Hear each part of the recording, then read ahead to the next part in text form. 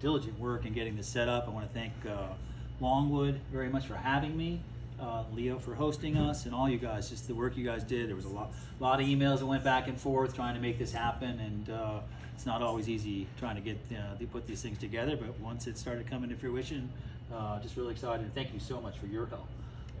Just a quick story on that. I did a book launch party in Nashville a couple months ago, or during Wimbledon, and I wasn't sure who was going to introduce me, and I was getting like coming down to the last second. We were doing all this planning, and I said, and Patrick, I knew he was over at Wimbledon. I was like, hey Pat, can you put a little something together for me? And so he goes, yeah, give me a second. I'm broadcasting right now, and then literally like an hour later, he came back and sent that to us, and it was really lovely of him. So really appreciative to have people like that supporting myself and the project. But most importantly, I want to thank Longwood for having me. This is the first place. I grew up in New England. I haven't been back here in a long time, but this is the first place I ever saw professional tennis played. And I was just learning to play tennis back then with my dad, and like most young kids were at that time. But I just something got in my head that day. I didn't want to just play tennis. I wanted to be a tennis player. I wanted to be a professional tennis player. And it was right around that time that this place had so much lore, and I knew the Davis Cup had started here, and so much famous tennis had been played here, and and even today, we're out here watching, just kind of playing out a little bit, and the '85 Nationals are going, and these guys are fist pumping it, and 9-all in the third set tiebreaker. It's really is a sport of a lifetime. It just it's a term that gets thrown around a lot here, but when you see those guys out there doing that stuff, it's really touching. And myself, I hit my first ball ever here in New England years and years ago with my dad, and there was a second ball, and a second time, and now it's been a lifetime for me.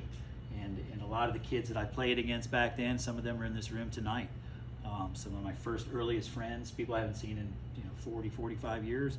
We played my first tournament match. I played this kid Leo right here, and now we went out today and we hit again today. Who won? He got me. He got me a lot of times. So we're going to get to the story here. We're trying to explain a selective memory. I know I got him once. He's denying it though. But Leo was all about it back then. But we came out and hit the balls today, and it was just super fun to kind of just go down memory lane. And let's stay healthy. Maybe we can play the '85 Nationals in about 28 years, right? Yes. Get ourselves a gold ball. Well, thank you all for coming. This is really important for me. Obviously, I've never been not a professional writer by vocation. I had never written a word until I was 45 years old. But I guess I am now. I've done a couple of these now. But when people ask me what the book's about, it's always a little awkward. I'm not real well versed in talking about it. But obviously, a lot of it is tennis based. I grew up playing here. There's a lot of story about tennis parenting and all the my rise and fall as a tennis player.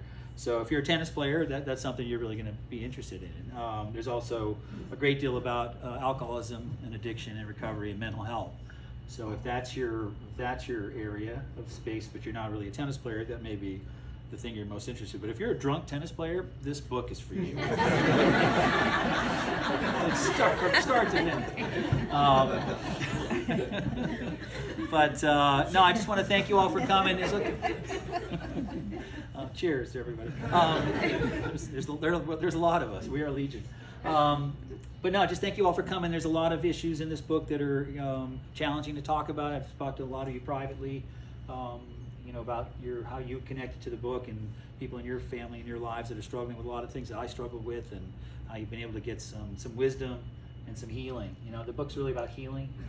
There's a lot of tough situations in there that are not easy to read about, from childhood, and then just watching, kind of a talented yet troubled life go down the tubes like mine did, and how fortunate I was to be able to turn it around. And being back in 1975, when I was learning to play tennis and do all this tennis life, we didn't know a lot.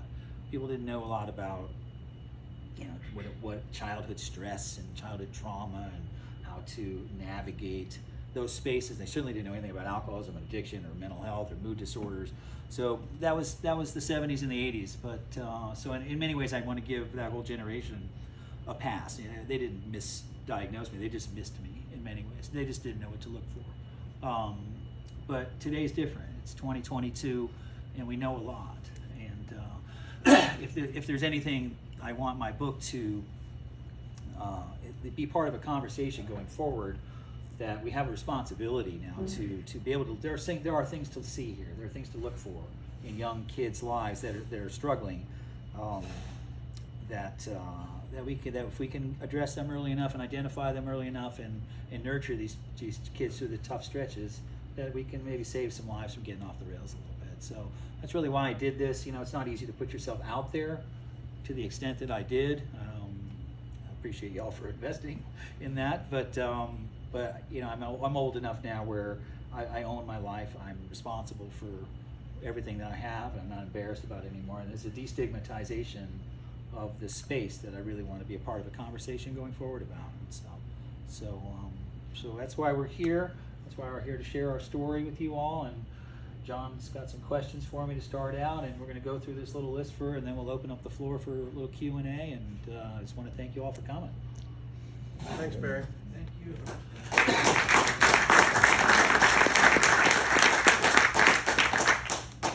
So, can you tell us a little about how you got into writing, in particular, how you came to write this book? So I was, that's a good question. I was about a little over 12 years ago or so. I was doing a teaching clinic out in Palm Springs, and I was working with a client. It was a filming thing. And off in the distance, I heard these kids just crushing balls. I mean, it was just, you know, like a pro match going on. But there was windscreens in the way, and I couldn't see it. So we finished our filming thing, and I started walking up towards the tournament desk to see what was going on. And sure enough, it was the Easter Bowl going on. You know, and the Easter Bowl was now being held in California. You know, it was a tournament we all played as kids, and I said, wow, that's really interesting. So I went up to the tournament desk, and I kind of got all the draw sheets, those big poster boards up on the wall, and I got a little butterfly in my stomach. It's like, oh God, you know, there we go again. This is like my whole childhood, looking up at the draw and seeing who I was playing and stuff like that. But so I get up there and I think, you know, I'm old enough now. I wonder if a lot of the people I grew up with playing with had kids playing these tournaments. You know, it would make sense. You know, who would know better to raise the next generation of talented kids, you know. So I got up there and I saw a name immediately that I recognized. It was a kid I grew up with. Then I went through literally 4 age groups, and I didn't recognize another name. I said, you know, that's interesting to me. What you know, you would think there would be more of them. So I thought I wanted to look into that. And I started asking around some friends of mine, and I got on the phone with one gal friend of mine. And I go, you know, she had daughters that weren't playing tennis. And I go, well, how come you didn't put your kids in tennis? And she said, I would never put my kids through that. And that really stuck with me. I said, what is that we're talking about? You know, what was so traumatizing that this whole generation of people who spent these formative years of their life doing this didn't want to put their kids in this? And then fast forward a little bit, there was this Wayne Bryan letter around the internet, the Bryan brothers' father, lambasting the American tennis system when we were in a little bit of a slump and we hadn't produced the next champions and stuff. And everybody had an idea how to do this. You know, they were like, we're spending the money in the wrong place, the coaching's wrong, the parenting's are wrong, and it was all this static. And I was like, did anybody ever think about asking a kid what it's like to do this life? You know, this is, you know, we're not robots here, you know. We're the ones who have to do this thing. So I started writing about it, and I just you know, it was just kind of on a whim. I was on Facebook one day, just kind of threw out a random story about my childhood life, and then another one, and before I knew it, I had this worldwide conversation going about, I was telling people stories and that hadn't really been told before. So that really got me started with this. I wrote that book in 30 days. And books that get written in 30 days do suffer a little bit. so I swore, I was early in sobriety then, and I was just thinking, gosh, if I could just, you know, stay healthy long enough, I'd like to come back and revisit this material. And I just celebrated 10 years of sobriety in March. So it was, thank you. As that date approached, I thought, yeah, it'd be really neat to be able to rewrite this and then finish the story with all the other stuff that happened. So that's how I got into it. Great. Thanks. You grew up here in New England. How important was moving to California for your tennis development? Yeah, so we went to New England. We get winter here. It's not the Sun Belt. We were living up in Tewksbury and Andover, and just, you know, it was through circumstances. There just weren't a whole lot of talent up there. My dad was the only guy I had to play. We went by and visited the old club I grew up playing at, and I won the men's adult there when I was 12. Is that Cedardale? It was, this one was Old Colony. Oh. It was just right up the, but yeah, so you know, we built a court in our backyard. My dad had torn his Achilles tendon in the winter '78 game, and there just wasn't any tennis getting played, you know, and I wasn't, there were no academies to go to really or anything like that. So the opportunity came up for us to move west, and then we landed in the South Bay area of Southern California. There was Palos Verdes, Rolling Hills, Torrance area, which was Tracy Austin and Billy Martin and Robert Lansdorp, and all that came on since then. So I landed in one of the more hottest tennis zones probably in the history of the sport. So if you know, it was sunny 330 days a year, and if you were good and athletic and wanted to play some tennis, it was available to you. So you know, it just didn't seem like it was going to happen here for me. That makes sense. You're critical of the junior tennis system, and has America created great players because of the system or in spite of the system? Yeah, you know, traditions are things we don't question, or customs. We just continue to do them without really thinking about what we're doing. The current United States junior tennis system, or the one that we grew up in, was, you know, you started in the 10s, 12s, 14s, 16s, single elimination, no teams. You know, you're out there by yourself. You know, we're throwing 10, 11, 12-year-old kids out there for hours and hours on end. They're not allowed to talk to anybody. They're not allowed any coaching. You're not allowed to leave the court. You're expected to behave perfectly. You got parents waiting up there their entire weekends who are really probably living vicariously through you or some other situation. And if you manage to get through that day, you got to come back the next day and do it again and again and again. And you know, you're basically spending your entire formative years doing this. And you know, we're all adults now, and nobody deals with stress, extended periods of stress well, nor should an 11-year-old do that very well, especially if there's more stress on drives home and in your homestead.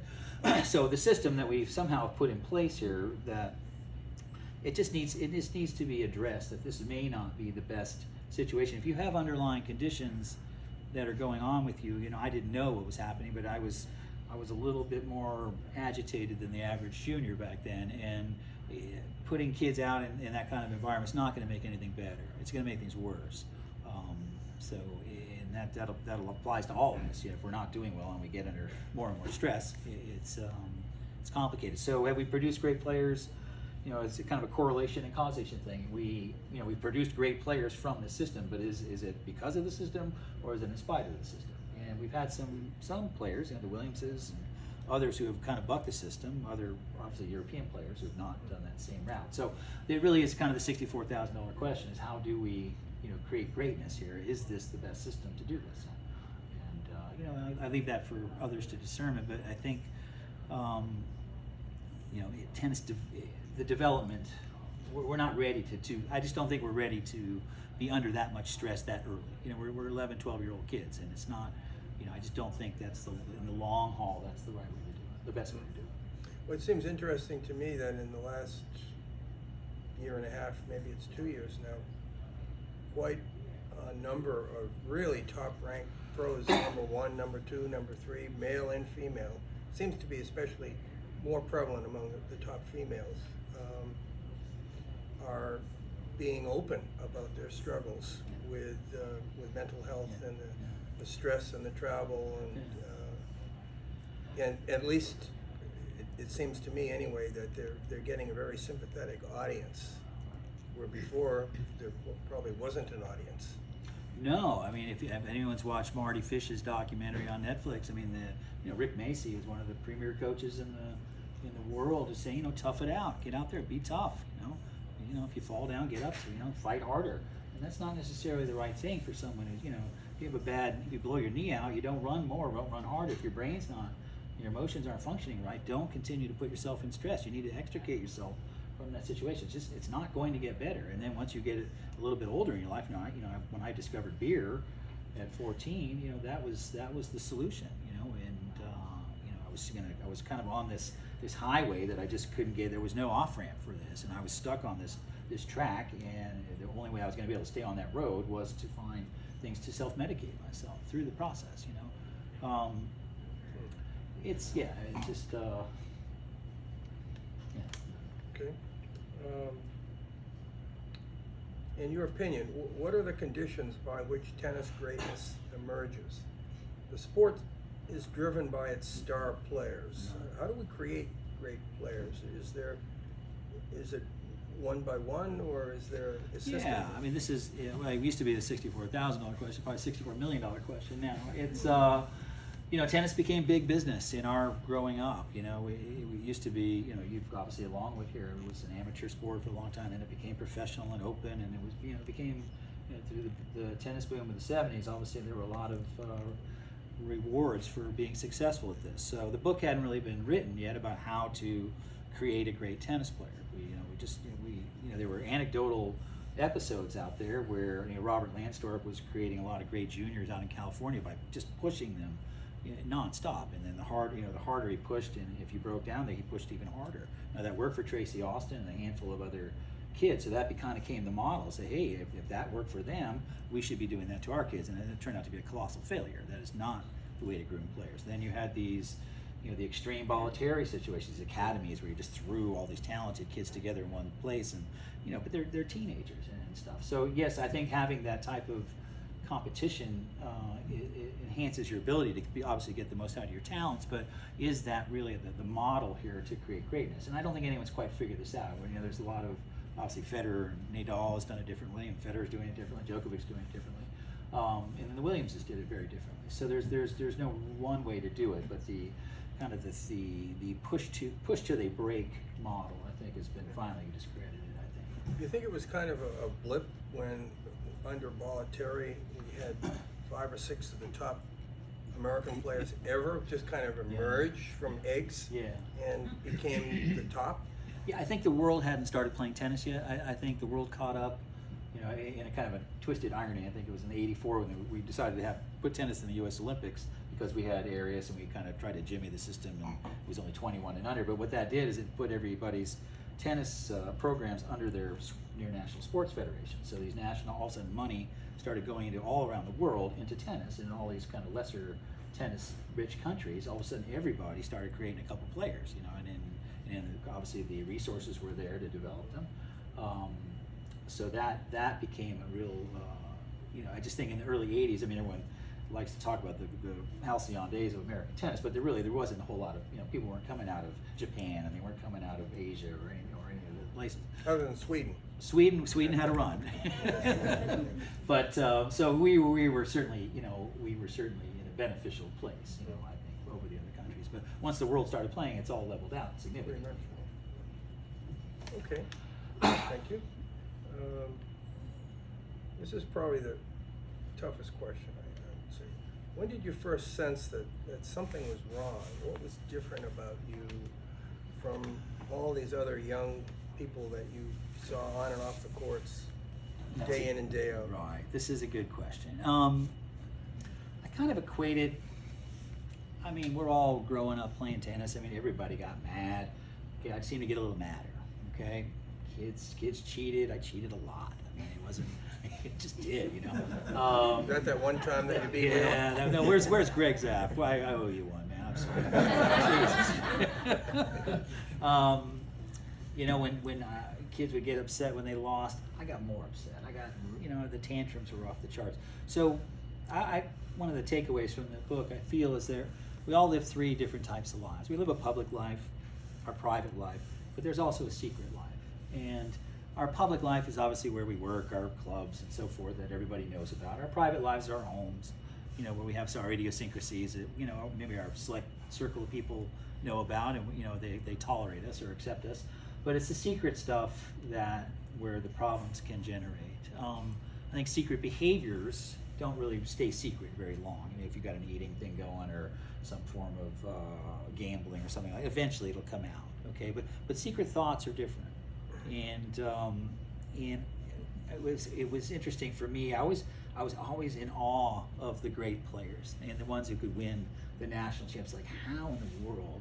Because I knew what was going through my mind when I was playing. How in the world were you guys able to keep your acts together and consistently win tournament after tournament? Because I knew how I was feeling out there in stressful moments, and it was just fascinating to me that they could play their best tennis feeling like that. Well, it turns out they weren't feeling like that. And it wasn't until I was later, I think I shared the story in the book of I was playing the late Todd Witzkin in a really important hard courts match, and I got late into a third set, and it was 5-all in the third and 6-all in the third, and my head was just flying, and I just, you know, and I remember talking to him afterwards. I go, hey, tell me about that match. What did you think was going to happen? He goes, oh, I was in all kinds of trouble, but I was just going to stay calm because I could tell you were going to lose it. You know, and it was later that night, and I just remember trying to go to bed, and I was thinking, you know, there's just no way what's going through my head is going through their head.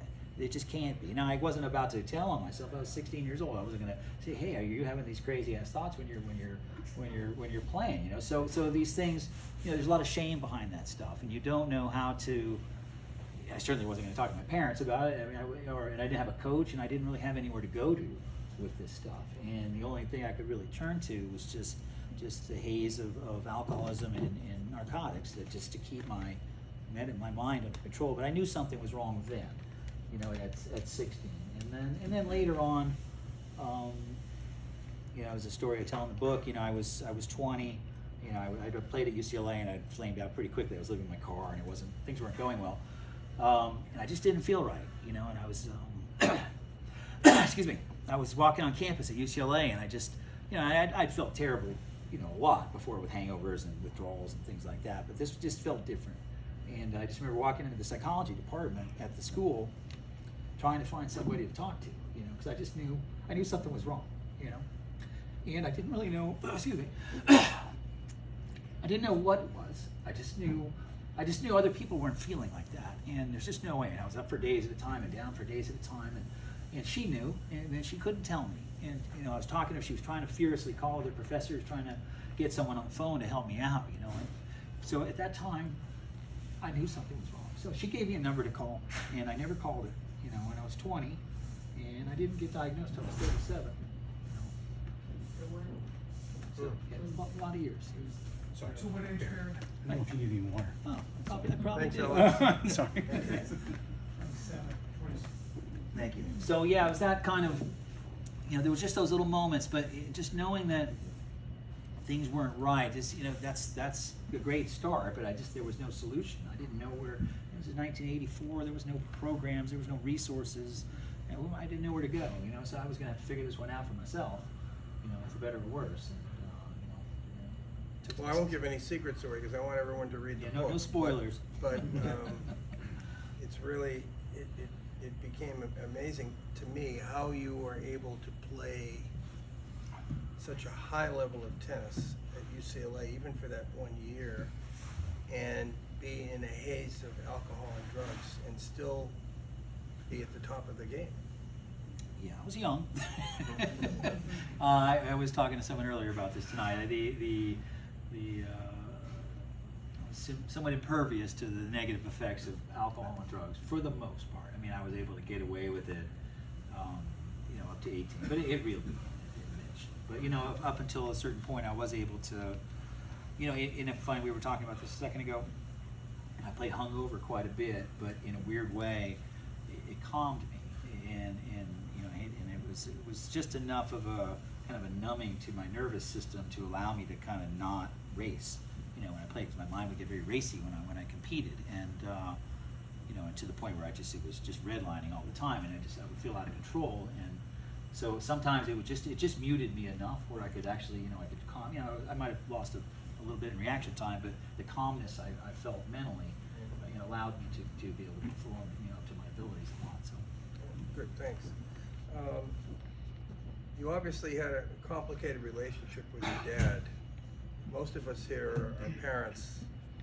What's the proper role of a tennis parent in this day and age and all of this? I know that's not an easy question. yeah, it's a lovely, but it's an important question. This is why we're here. You know, we're parents, we're coaches, we're mentors, we're ambassadors of the sport. You know, and there's no short of anecdotal evidence out there of, you know, high-profile players and non-high-profile players who've really struggled with their parental relationships in the game. You know, I like to say it this way: you know, tennis is really hard, parenting is really hard. Tennis parenting is impossible. Okay, and you know, if I could use, it's, you know, I always like the analogy: if you're going to move to a new community and you're going to put your, you know, you're going to check some things out, right? You're going to check out schools, check out the economy, check out safety, crime, all these things, and because you want to make sure it's a safe place for your child. And somehow junior tennis and the and it's not just the junior tennis, but it's the parents' reaction to the junior tennis, and that's because a lot of I think a lot of the generational aspect of our generation is my father was worried about having enough to eat. He's a depression kid, and the generation gap between him having enough to eat and me having enough strung rackets and making it to my tournament on time, that's a big leap, So for the opportunities that we had, they never had those, and part of him wanted to give me these opportunities to be great at something. That was really important for him, to give his children every chance to succeed. But at the same time, he was playing too. So as a parent, that's a really important role. There's a point where you end and they begin, and there's got to be some middle. And and as we talked about, you have to wear a lot of hats as a parent, and just whether your kid's playing tennis or not. And there's times you need to be, you're going to be the custodian, and you're going to be the clerical person to make sure that the applications get in on time. And and listen, no 8 or 9 year old knows exactly what they want to do with their lives, so they're going to need some pushing and they need some direction. Otherwise, we'd have if you let an 8-year-old decide what they want to do, we'd have a lot of princes and astronauts and firemen, right? No, you're going to be a tennis player, so we need to get them there. So there's a lot of responsibility put on them. But I think most importantly, there's moments there where you need to know when it's time to be a dad and not a sentencing judge, and just to really understand your kid. You got to be able to push your kid, but at the same time, you got to know when to back off and stuff. And I think I wrote a piece on this some years ago. Andy Roddick retired. I don't know if you guys remember this, back in 2012, and it was and he was playing this kid Bernard Tomic, the Australian kid who had this very abusive, domineering father, and it just kept splitting between the two families during the match. And Roddick's family was so grateful and just so embracing, and he was out there just living his best tennis life. And then this poor Tomic couldn't play. He just was scared as a deer in the headlights, and the scowling father there, and it just hit me, and it's not safe for him to give all of himself out there. I felt it really viscerally. And if you're going to be successful at this game, you've got to become completely vulnerable to an incredibly complicated outcome. The outcome could be the elation of the thrill of victory or the agony of defeat, and it all can hang on a point or a second. And you have to know that if it doesn't go your way, and it's not going to go your way a lot, it's okay. It's going to be safe to come back to your car and not get the drive home talk from dad every time, and or the banishment to your room and stuff like this. That's so critical for the parents, just to understand, to play the long game. This is you don't get a report card every day at school. Why would you chat? Why are we going to go over your backhand errors every single time you play a match? So there's a point where you need to just kind of to be a dad. The most important question you can ask them is, do you want ice cream or Mexican food? What do you want? Let's go hang out. We'll talk about the match when you're ready. And that's a challenge. Because listen, we're it's the human condition. It's hard. It's hard to watch your flesh and blood out there compete. I watch my sports teams play. I'm not okay. I'm not sitting there calm and watching. I'm into it. And it means something to me whether they win or lose. So I can only imagine as a parent, it's magnified by so much more. So I think if I can use some colorful language, if you're going to put your kid in this environment, you really better have your act together. But if you really have your act together, you probably wouldn't throw your kid into that environment. So you got to be a little careful. So you got to know that you got to educate yourself. This is child psychology. You got to understand, because your kid's not going to be able to tell you what's going on. They're not. They're going to show you. Right? You got to become a mood reader and a behavior reader, and you got to see the red flags. You got to really pay attention. And because it's complicated out there. And we all have our stories. So I just think just the awareness, play the long game. It's not an easy question. It's a hard question. I think it's. I hope I confused you all. A single answer. Every relationship is different. Right.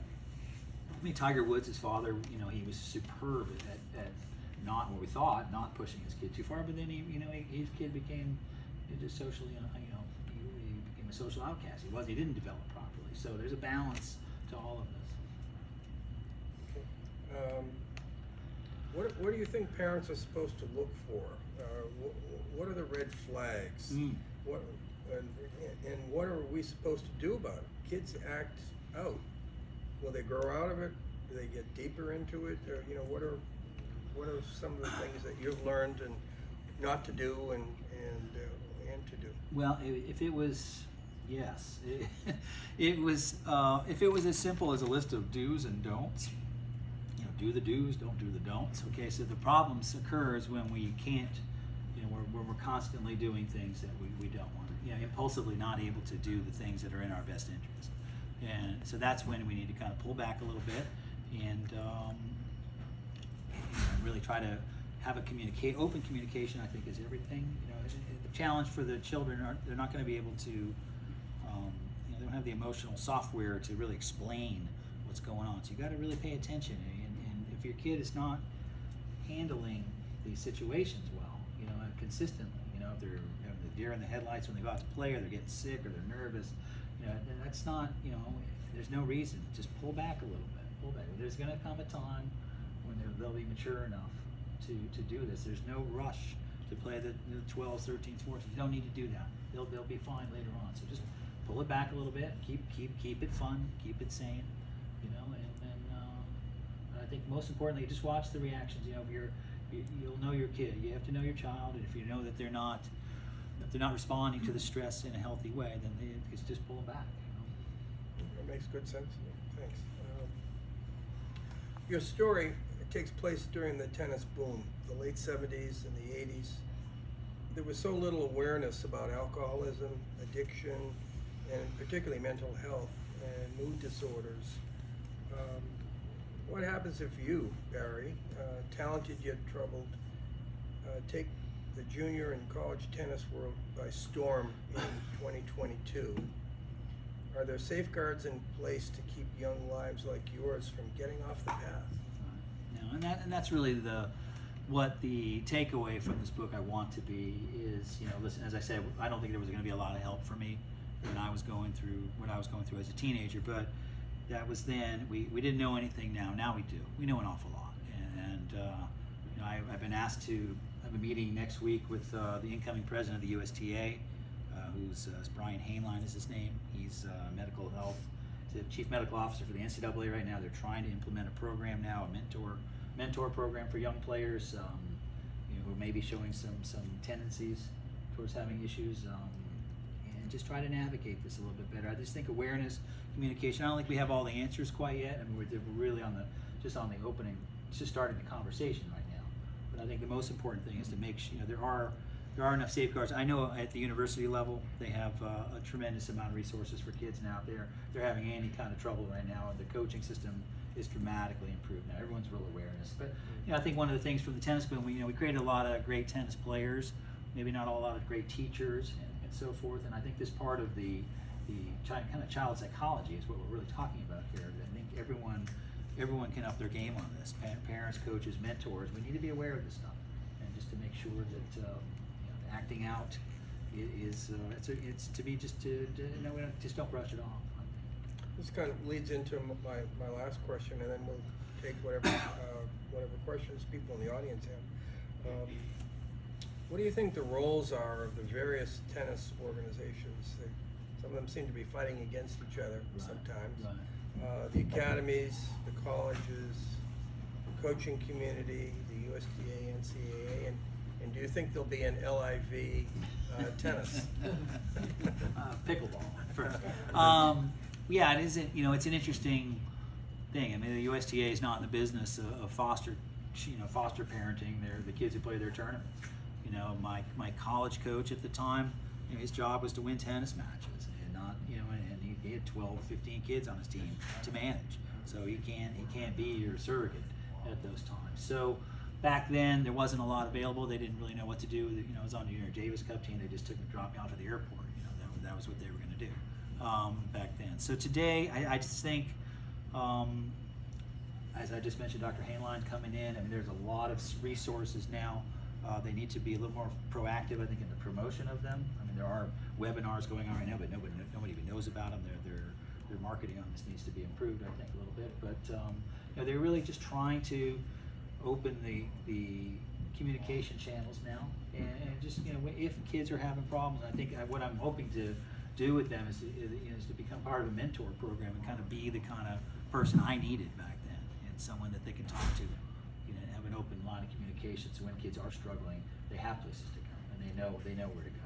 I noted probably everybody heard Pat say that you were very helpful to him in his struggles with the USTA with player development.